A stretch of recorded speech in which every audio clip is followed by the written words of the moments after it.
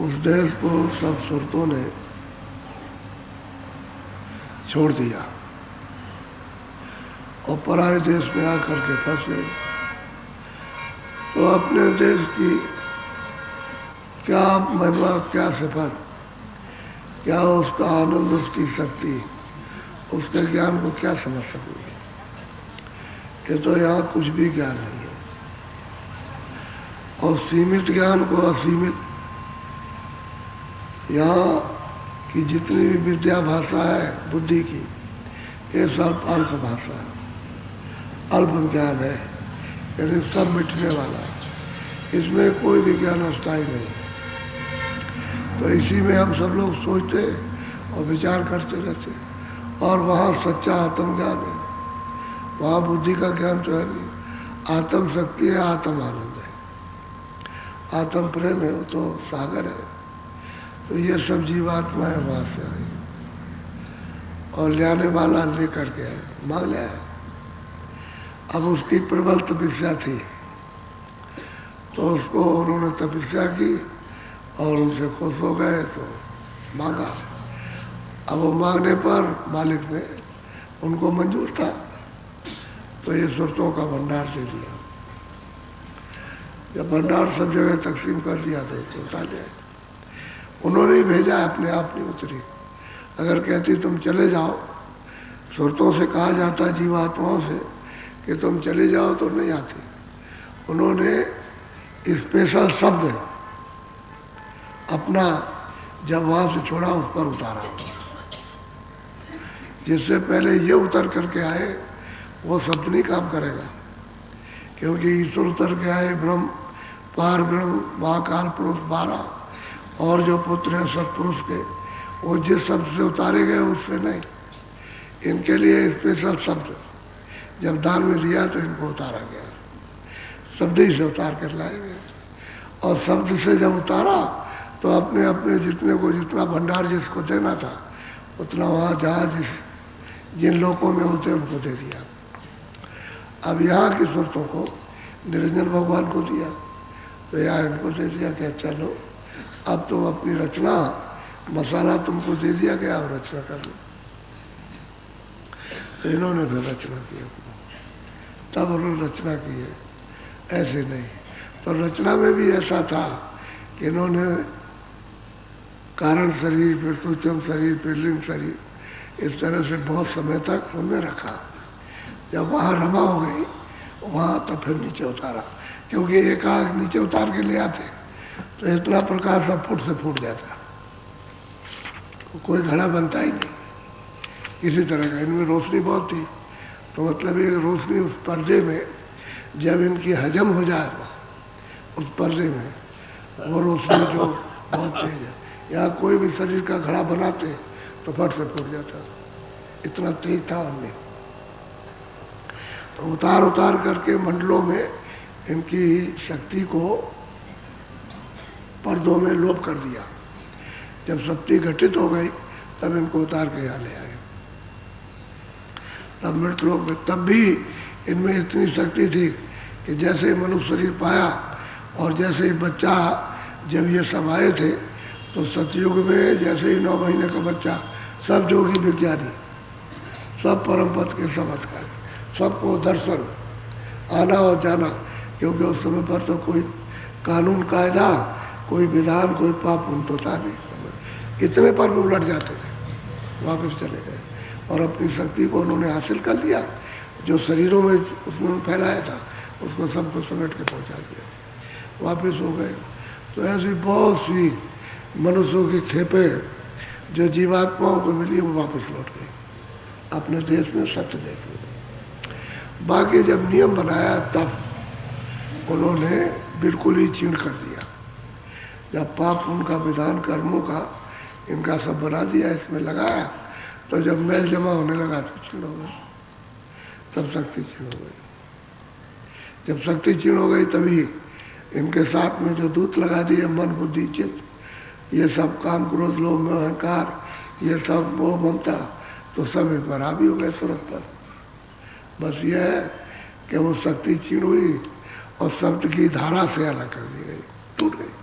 जब मैल जमा हो गया तो शब्द धारा छूट गई, डोरी छूट गई। असली बात यह हुई। अब यह है कि शब्द ही डोरी मिलेगी।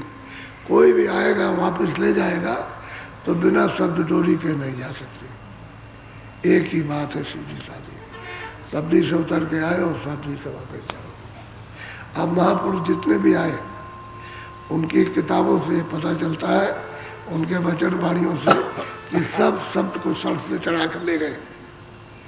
किसी ने वैसे नहीं कहा कि वैसे चले गए, शब्दी को पकड़ाया, नाम को ही पकड़ाया।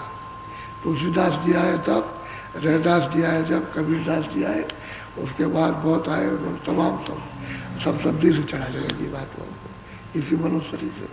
तब इसको ये शक्ति प्राप्त हुई, तभी अपने घर में जा सकते। और शक्ति ना हो तो वहाँ क्या जा सके? वहाँ तो ये खड़ी नहीं हो सकती, क्योंकि शक्ति को हो गए। वो शक्ति बर्दाश्त नहीं करती, न प्रकाश, न वहाँ का शब्द, न वहाँ का। अब धीरे धीरे धीरे धीरे चढ़ाई में वैसे ही जिस तरह से छीड़ किया था वैसे समेटती जाएगी, और सिमट करके वह शक्ति बढ़ती जाएगी। तो असल में सत्पुरुष ने सुरतों को अपनी धार से फिर उतारा, क्योंकि कितने युग बीत गए। इनको 16 को तपस्या करते करते पुत्रों को, तो अब कितने युग इतने बीत गए, लेखे में नहीं आ सकते, लिखने पढ़ने में गिनती भी नहीं आ सकते, इतने युग बीत गए। तो फिर जब इनको दिया गया तो फिर उन्होंने अपने शब्द से दिया, और अपने शब्द को उतार के उनसे भेजा गया, तभी सुरते आई। और वो नाम अभी तक है, अभी तक वो डोरी है, वो गई नहीं है, क्योंकि जब उतर के आई सुरते तो डोरी उसने डाल रखी है कि जो भी पकड़ के चाहे तो चढ़ के आ सकता है। उनकी डोरी से नहीं, इसलिए 2 धाराएं, एक नीचे फेंकने वाली और एक ऊपर खींचने वाली, 2 धाराएं, नेगेटिव पॉजिटिव। एक सत्य धारा, एक असत्य धारा। एक को फेंकती है, एक नीचे को फेंक देगी, और एक ऊपर को खींच लेगी, 2 धाराएं। तो जो सत्पुरुष की धारा जिससे सुरते उतारी, वो खिंचाव होगा उससे, उसी को तो पकड़ने की जरूरत है, उसी को पकड़ने की जरूरत है। जब आप घंटे संग की आवाज़ को पकड़ोगे तो उसी के बीच में होकर के आ रही है, क्योंकि आप उसी के बीच में होकर के आए, तो धारा आ रही, मतलब बराबर, तो मिल जाएगी, आप तभी चढ़ाएंगे। और इनकी अगर धारा से चढ़ोगे तो चढ़ाई नहीं हो सकती, ये खींच ले जाएंगे दूसरी जगह पर, तो सुरते ऊपर नहीं। बहुत भेद की चीज़ है ये कोई ऐसी नहीं है। महात्मा तो चढ़ाई वालों को भेद बताते, जो चढ़ते जाते हैं उनको भेद ये सब सुनाते जाते हैं, बताते, दिखाते जाते हैं, और सब समझ में आता है हर चीज़ ये। तो इसलिए शब्द मुख है। अच्छा, शास्त्रों में जो वेद हैं, 4 वेद और 6 पुराण, 18 और भी जो बने हुए हैं, उसका उल्था किया हुआ, उसमें शब्द की महिमा नहीं है। ये तो शब्द की महिमा का जिक्र संतों ने आकर के किया, और किसी किताब में, इसलिए आपको यकीन नहीं होता उसका। अच्छा, उसका शब्द का विस्तार नहीं समझोगे कि ये शब्द से क्या क्या बना है और किस तरह से, मतलब तब तो आपको पता नहीं चलेगा। तो वहाँ शब्द का तो उसमें कुछ है नहीं। ऐसे उसमें दिया, अच्छा ध्यान योग करो, अच्छा प्राणायाम करो, अच्छा ये योग करो, अच्छा वो योग करो, तो कई प्रकार के योग है। उसको करते करते फंसा दिया आपको कि अच्छा दान योग करो, चलो ये योग करो, अच्छा ये सबको योग रख दिया। आप किसी को तो क्या मालूम कि क्या योग है, कुछ पता नहीं। तो अब जीव बेचारा दुर्बलता में ये सब काम नहीं कर। अब संतों ने आकर के सुलभ किया कि भाई ये तो सब बहुत कठिन है और शरीर से हो नहीं सकता, क्योंकि शरीर बहुत कमज़ोर है और कठिन साधना नहीं हो सकते, तो उनको सुलभ। तो उन्होंने शब्द योग, नाम योग रखा, सूरज शब्द योग, कि इससे सूरज सीधी पकड़ लेगी और सीधी सिमट जाएगी और ऊपर चढ़ जाएगी, और किसी योग से ऊपर चढ़ नहीं सकती। तो फिर यह है कि युग का परिवर्तन हो गया।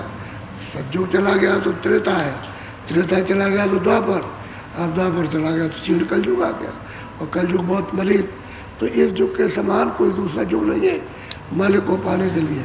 है ये खराब, लेकिन सबसे सुलभ है, सुलभ कर दिया उसको। तो अब कोई आप उनमें लगे रहोगे तो कुछ पता नहीं चलेगा, क्योंकि पुरानी चीज़ों में पकड़े जकड़े रहोगे तो उससे तो कुछ मिलेगा नहीं आपको, क्योंकि युग बदल गया। अब तो कलयुग का साधन करना चाहिए। सहज युक्ति ढूंढना चाहिए कि सहज में अपने रास्ते को पकड़े वापस चले जाए। तो सहज के लिए तो कोई महात्मा चाहिए, जानकार। बोलो।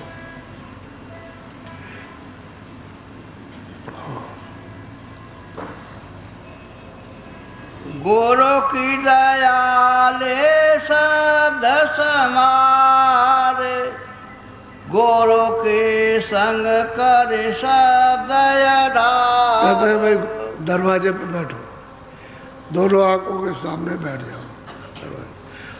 बाहर की आंखें दोनों बंद करके अंदर की आंख उलट दो, यानी जो बाहर देखती आंखें उनको बंद करो और सामने जो अंदर की तीसरी आंख है उससे देखो तो खुल जाएगी।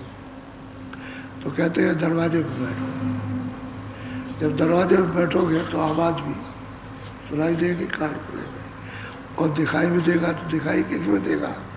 अंधेरे में नहीं देगा, दिखाई तो प्रकाश में देता है। तो अंदर में प्रकाश भी है, अंदर में शब्द भी है और प्रकाश भी है, और उस प्रकाश शब्द में सुगंधी भी है। तो कहते हैं भाई गुरु की दया से घाट पर आ जाओ और फिर संभाल करके गुरु दया से उस शब्द को पकड़ा देंगे नाम को। तो सूरत नाम को जब पकड़ेगी, जुड़ेगी, उसके साथ लगेगी तो खिंचाव होने लगेगा। और बहुत से लोग कहते हैं कि जब हम शब्द सुनते हैं तो ऊपर वो खिंचाव होता है, तो खिंचाव तो होगा ही। तो उसमें कभी कभी ऐसा होता है कि झटका लगता है कि अरे हम मर ना जाए, अगर ऊपर चले गए तो शरीर में टूट जाए, तो डर तो लगता ही है, क्योंकि अभी परिपक्वता तो है नहीं, अभी कच्चापन है। तो जब ऊपर को सिमटाव होगा, खिंचाव होगा, तो डर लगने लगा, अरे गए ऐसे, तो फिर साधन छूट जाता है उससे। तो शब्द को पकड़ के गुरु दया से पकड़ाएंगे शब्द को, कर अब सहारा देंगे। जब चढ़ाई करेंगे सहारा देंगे, छोड़ बैठेगा, भाग जाएगा डर, क्योंकि शब्द को बर्दाश्त करना उसके शक्ति के बाहर है। तो शब्द को बर्दाश्त करेंगे तो दया नहीं करेंगे, कृपा नहीं करेंगे, सहारा नहीं देंगे, तो अंतर शब्द को पकड़ के चढ़ नहीं सकता, जा नहीं सकता, देख नहीं सकता, सुन नहीं सकता। अंदर में बहुत कुछ है। ये तो जो कुछ भी अभी तक आप सुन रहे हो उसका तिल के बराबर भी नहीं, एक जर्रे के बराबर भी नहीं आप सुन रहे हो, इतना बहुत कुछ है अंदर। बोलो। शब्द लगावे तुझको पार, शब्द बिना शब्द 84। कहते हैं अगर शब्द को पकड़ लेगा तब तो तुझे पार करेगा भवसागर से, तीनों लोकों से पार कर देगा। और अगर शब्द तूने नहीं पकड़ा तो कहते कहाँ जाएगा? 84 में। ये चारों खानों में अंडज पिंडज उखबज अस्तावर पशु पंछी कीड़ों की योनियों में चला जाएगा। और मन तो यही है, बुद्धि और चित्त तो यही है, प्राण यही है। उसकी कोई चीज़ बदली नहीं, खाली खोल बदल गया। तो वो खोल लिंग खोल है। ये स्तूली तो बदला है, 5 तत्व का, जल पृथ्वी अग्नि वही आकाश, भाई ये बदल गया, स्तूली ये इसका है तो ये रह गया। अब लिंग शरीर में उसको पकड़ा, लिंग शरीर में जो रहते हैं वही पकड़ते हैं। जैसे मनुष्य शरीर में रहो तो मनुष्य को पकड़ो, जड़ चीज को पकड़ लो, और जड़ जैसे भूत है तो भूत आपके देखने में नहीं आता, और कभी देख भी लेते हो तो पकड़ने में नहीं आता। तो लिंग शरीर में वो जीवात्मा रहती हैं, तो लिंग शरीर में इसको खींचते, तो कोई ये खोल रह जाता है, इसी को फिर खोल को आप जला देते हो, गाड़ देते हो, या पानी में फेंक दिया, कुएं में टांग दिया, तो इतना ही काम इसका है। उसी लिंग शरीर को जाके वो खानों में बंद कर देते, उसमें उसी में। जैसे ये शरीर है ऐसे ही पंच भौतिक शरीर उनका भी है, तो उसमें बंद कर दिया, उसमें तत्वों की कमी है।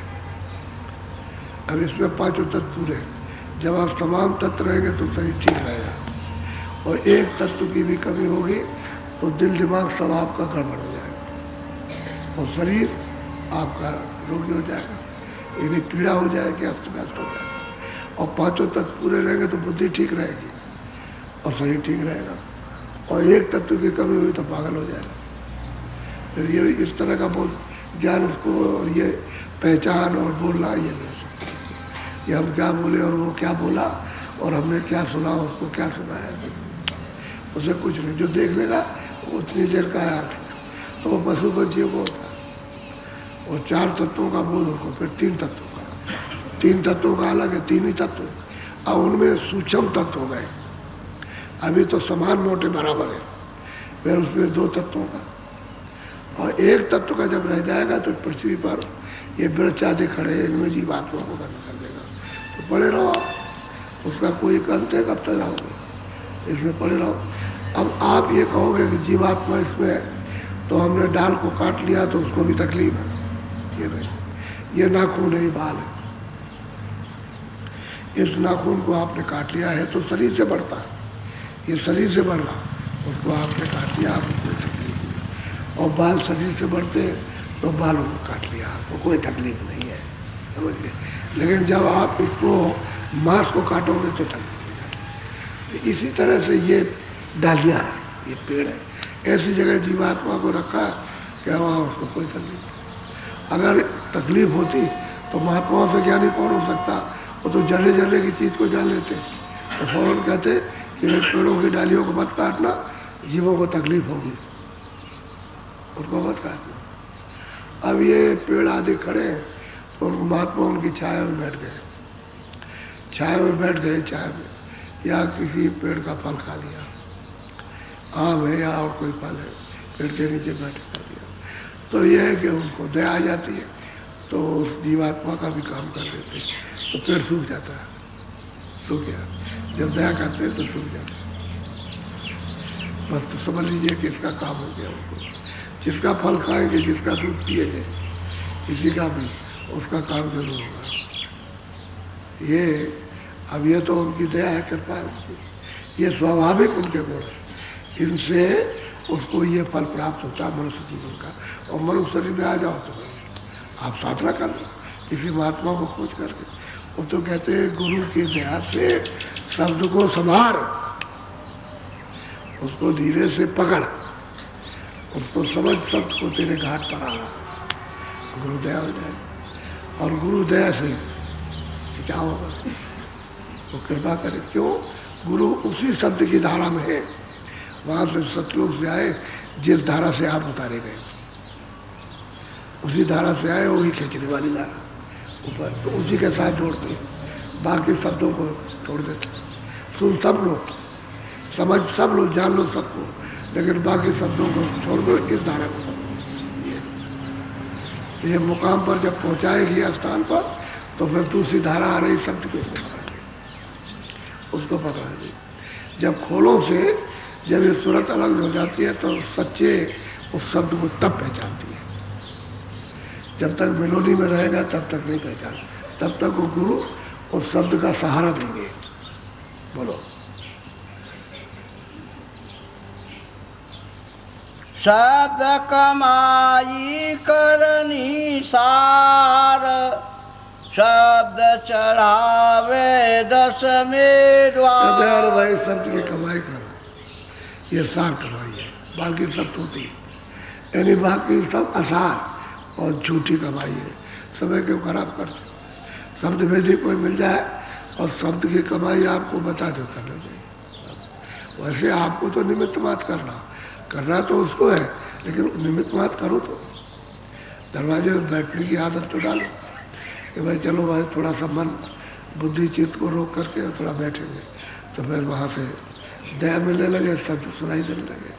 तो शब्द कमाई सार है, वही जीवात्माओं का सच्चा धन है, शब्द ही धन है, क्योंकि जीवात्मा उसी से अलग हुई है, एक कण हो गई, जब धार से अलग हुई तो एक कण हो गई। अब ये चाहती है कि वो इसी में मिल जाए, तो अब पर्दों में होकर के मिल नहीं सकती, पर्दा हट जाए तो मिले। अब घाट पे बैठे तो ये पर्दा हटेगा तब उससे मिलेगी,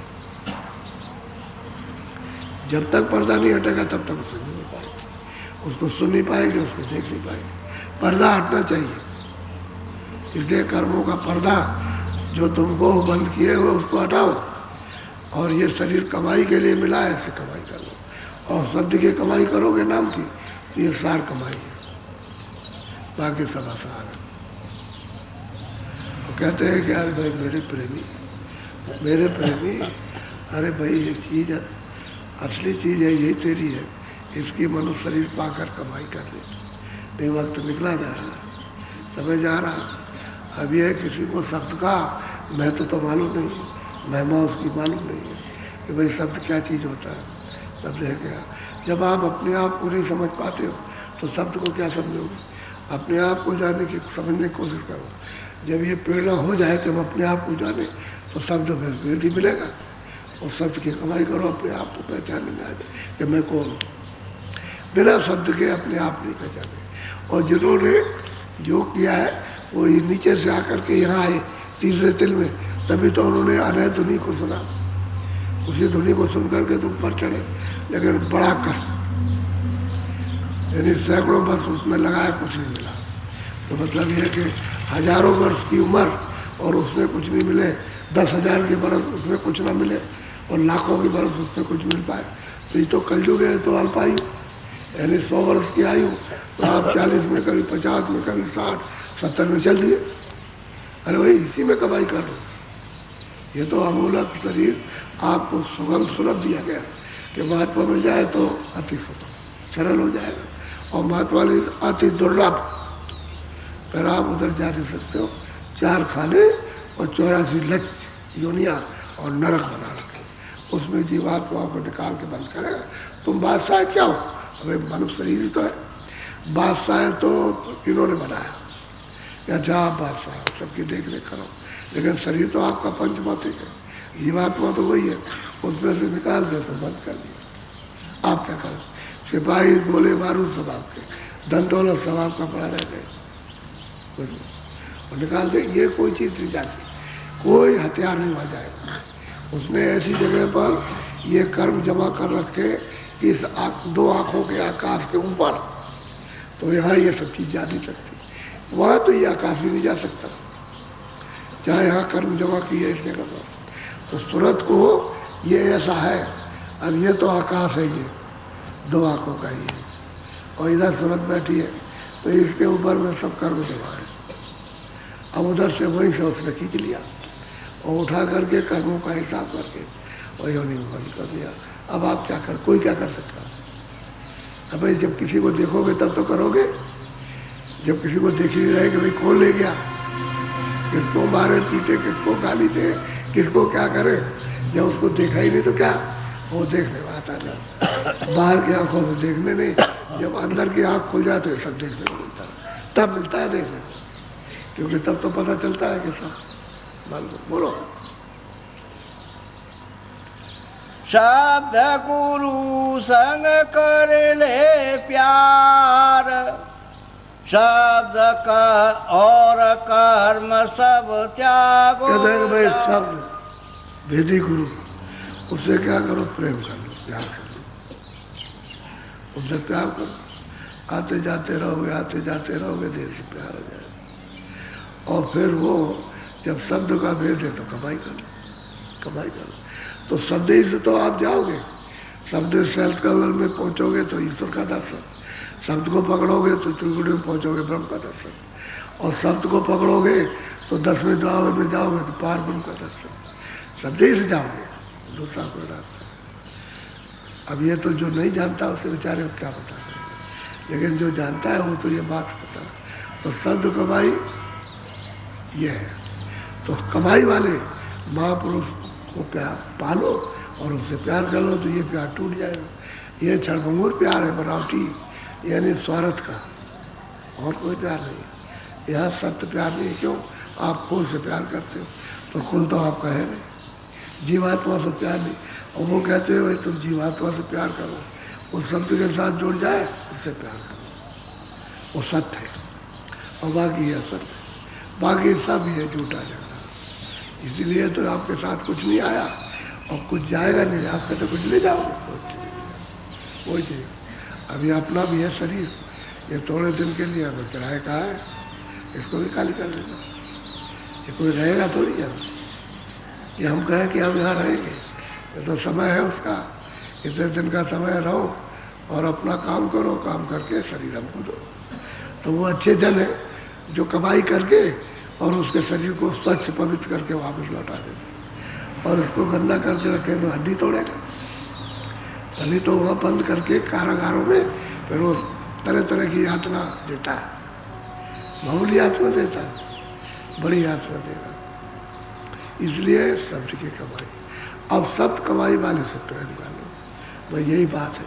क्योंकि वो तो जब जीवात्मा को जगा के और मालिक को जो सबका धनी है और जिसके पास सब कुछ है, कोई बाकी चीज़ नहीं रहती, सब मिल जाता है, सब सुख मिल जाएगा, सब शांति मिल जाएगी, आनंद मिल जाएगा और फिर सब निर्भयता आपको, और फिर उसके बाद में न जन्म होगा न मरो। अब भाई ऐसे तो कहते हैं कि तुम उसके पास जाओ जो शब्द भेजी, उससे प्यार कर लो। वो शब्द का रास्ता हर शब्द का बताएगा, एक शब्द का भी बताएगा तो पूरा नहीं है, पूरे शब्द का बताएगा, यहाँ से लेकर के अंत अंत से लेकर के आज तक। कहते उस पूरे के पास जाओ, उससे प्रेम करो और फिर जब वो दया करे तो आपको भेज दे। अरे मतलब यह है रास्ते का जुक्ति बताए तो कमाई करो, भाई इतनी तो बात है, कमाई करो जम करके, जैसे और मेहनत करते हो धन दौलत के लिए, ये सब रात दिन लगे रहते हो, एक भी काम आने वाला नहीं, कितनी मेहनत करो, ये कमाई थोड़ी सी कर लो। अरे 10 मिनट, आधा घंटा, 15 मिनट, 20 मिनट, वैसे तो तुमको 24 घंटे में 2 घंटा देना चाहिए था, तो 1 ही घंटे दे लो, बाकी काम करो, सो भी लो, बच्चों की सेवा भी करो, दफ्तर का काम, खेती का काम, दुकान का काम करो। तुलाराम थे, डंडे तोलते थे, उनके यहाँ ये नियम था कि हम एक मन में निर्धारित जो भी उनका होगा 2 आने 1 आने उस समय की जमाने में उतना ही लेते थे और सीधा तोलते थे, डंडी में कोई फर्क नहीं। तो बड़े बड़े लोग आए और वो तौल के दे दें तो मतलब जरा सा भी कम नहीं, जैसे सोने का कांटा होता है, सोना दिया जाता तौल के, ऐसे ही तौल करके दे दें।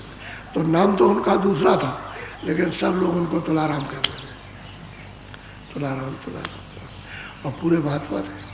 कहते थे भाई तो शरीर का कर्म है, उतना इसके लिए, और जो भी तुम्हारे साथ में बधा हुआ है, जिनको उन्होंने दे दिया है कि तुम्हारे अधीन है, उनके लिए कर दो। तो मैं उतना करता हूँ उचित कमाई कि उनका भी गुजारा हो जाए, मेरा भी गुजारा हो जाए। मैं भी परदेश में रहता हूँ, वो भी रहता हूँ, और बाकी समय मालिक की याद। तो उनको सब लोग तुलाराम करते थे और शब्द भेदी थे। 2 पंडित आए, उन्होंने बड़ी मेहनत सुनी। जब चर्चा हुई तो पंडितों को बड़ी खलबली होती है कि भाई ये क्या बात, चलो देखा जाए। तो काशी में आए, तो काशी में रहते थे, तो उन्होंने आते ही पूछा, उन्होंने कहा मैं बाहर से आया हूँ जहाज से, और मैंने बड़ी प्रशंसा सुनी है, मैं तुलाराम से मिलना चाहता हूँ। तो उन्होंने कहा कि जाओ उस मोहल्ले में, सब जानते थे काशी में तुलाराम रहते हैं, वहाँ जाना पूछना लोग बता देंगे। अब यहाँ से चले जाओ पूछते पूछते, अगर ऐसे कहते चले जाओ तो तुम भटक जाओगे, पूछते पूछते जाओ कि भाई हम तुलाराम के पास जाना चाहते, तो सब लोग आपको बताएंगे। तब तक बाजार खुल गया, पहले तो इक्का दुक्का था, वो बाजार खुल गया। तो जिस आदमी से पूछे कहे आगे चले जाओ। मैं जब वो सब पास में आए तो कह लगे 15 दुकानें छोड़ के जाओ, और पूछते गए, यार के जल्द चले जाओ जल्दी से, 4-5 दुकानें और हैं। तो जब पास में पहुँचे तो एक दुकानदार से पूछे तुलाराम से मिलना चाहते, कहने गए वो बैठे हुए, तो हमारे बगल में वो दुकान पर बैठे, वो अपना तोल रहे थे। इसकी तरफ उन्होंने नहीं देखा क्योंकि वो अपने काम में लगे थे और तौल के दे रहे थे। बच्चा चला जाओ, बुढ़ा जाओ, उनको बिल्कुल सच्चा तौल के और बढ़िया चीज़ मिलती थी, उसमें उनका पूरा होता था।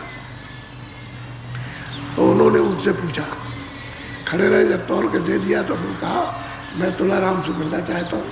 तो कहा, कहने लगे तुलाराम अगर होंगे तो मिल लेंगे। ये नहीं कहा उन्होंने कि मैं हूँ तुलाराम, अगर होंगे तो मिल लेंगे तुलाराम। उनका मैं तुलाराम से मिलना चाहता हूँ, कहने लगे होंगे तो मिल लेंगे। तब तक वो पूछ करके दूसरे, समझ में तो आया नहीं कि मिल लेंगे, तब तक दूसरे से पूछने लगा।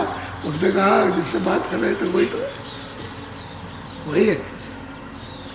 तब वो दोनों सोचने लगे, अरे तो बढ़िया है, ये तो बढ़िया है, मतलब ब्राह्मण सोचने लगे बढ़िया है। अब ये है कि उनके जो महिमा सुनी थी कुछ और यहाँ डंडी से तोलते तो बढ़िया, तो बढ़िया के चक्कर में आ गए। और उसमें तो शंका हो गई, शंकालु हो गए। तो उनसे लोगों ने कहा कि आप बैठ जाइए, अभी समय हो रहा है, तो आप वहाँ चले चलिएगा, बस बैठ जाइए, आपको ठीक से दर्शन हो जाएगा। तो बैठ के घर बैठे रहे। कभी उनकी इच्छा हो कि चलो, अरे भाई दुकानदार है, बढ़िया है, दुकानदार है, अपना ऐसा ही, अब इससे क्या मिले, तो कोई महात्मा थोड़ी है। महात्मा तो शोहरत थी महात्मा की, लेकिन वहाँ निकले बढ़िया दुकानदार निकले। तो वो कभी सोचे, तो एक ने कहा नहीं, अब इतनी दूर से आए तो देख लो। तो जब वो दुकान उन्होंने बंद की, बंद कर चलिए, लोगों ने कहा अरे यही जा रहे, पीछे पीछे चले जाओ, तुम नहीं समझते हो, जाओ जाओ। तो पीछे पीछे चले गए। वहाँ अपने कपड़े उतार दिए, दूसरे कपड़े, अपना दूसरे कपड़े नहा धो के पहन लिया और आए बैठ गए। तब तक 5 ही 10 मिनट के अंदर पूरा हाल भर गया। बैठे तो उन्होंने सत्संग सुनाया। जब सत्संग सुनाया तब वो दोनों के तीनों रोने लगे, रो पड़े कि हमने बड़ी गलती की और हमने समझा था ये दुकानदार बढ़िया है और जाने वाले थे, इन्होंने हमको तो रोक लिया। आपस ही में सोचने लगे ये तो बड़ी गलती हो गई, ये तो सही बात, तो मतलब ये जो प्रशंसा की थी वही सही थी। तो कहने लगे हम महाराज यहाँ 2-3 दिन रुकना चाहते हैं, तो किसी प्रेम से कहा होगा कि इसको अपने घर ठहरा लेना, ये आएंगे जाएंगे सत्संग सुन ले। ठहरा दिया। आते जाते रहे 2-4 दिन के बाद, तब उनको इच्छा तो रोने लगे, तीनों को तीनों। तो उन्होंने भेद बता दिया, फिर गए कमाई की। तो 15 दिन के बाद फिर आ गए, फिर चले गए, फिर आ गए, फिर उन्होंने बताया अपना अभ्यास। अब ये संस्कार